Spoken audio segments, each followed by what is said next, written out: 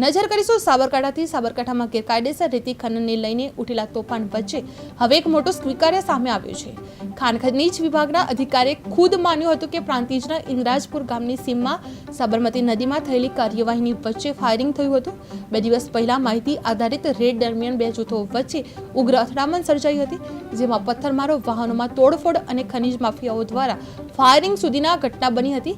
વિભાગના કર્મચારીએ માત્ર સરકારી કામગીરીમાં અવરોધના મુદ્દે ફરિયાદ નોંધાવી હતી, જે પ્રશ્ન ઉભા કર્યા છે કે ફાયરિંગ જેવી ગંભીર ઘટનાની વચ્ચે પણ તંત્રની કાર્યવાહી કેટલી નિષ્ફળ રહી છે। ખનન માફિયાઓ સામે નામજોગ ફરિયાદ નોંધાઈ હોવા છતાં સમગ્ર મામલે પોલીસે અપનાવેલી બેદરકારી અને ખનીજ વિભાગની કમજોરીએ ઘણા સવાલો ઉભા કર્યા છે। ભૂસ્તર શાસ્ત્રી KM પટેલે પણ આ સમગ્ર પ્રકરણને લઈને ચોંકાવનારું નિવેદન આપ્યું હતું। એ દરમિયાન ઇન્દ્રાજપુરના ગામે બિનઅધિકૃત ખનન વાહનની ફરિયાદ મળી હતી, તો અમારી ટીમના રોયલ્ટી ઇન્સ્પેક્ટર, સર્વેયર તેમજ ટીમ મેમ્બરને અમે ત્યાં મોકલ્યા હતા।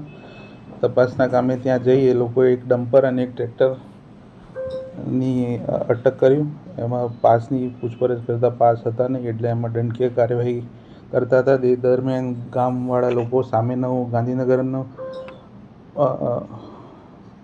ગાંધીનગર જિલ્લાનું અંબોડ તેમજ વરસોડા ગામના લોકો તેમજ પોયડા ઇન્દ્રાજપુરના ગામના લોકો વચ્ચે કંઈક જૂથ અથડામણ થઈ। કોઈ રસ્તાના બાબતે પ્રશ્નો હતા, એ બાબતે અને અમારી ટીમને અમુક ફરજ રૂકાવટ પણ કરી અને ત્યાં કંઈક ફાયરિંગ થવાનો પણ બનાવ બનેલ છે। અમારી ટીમના એટલે અવાજ સાંભળ્યો હતો અમારી ટીમે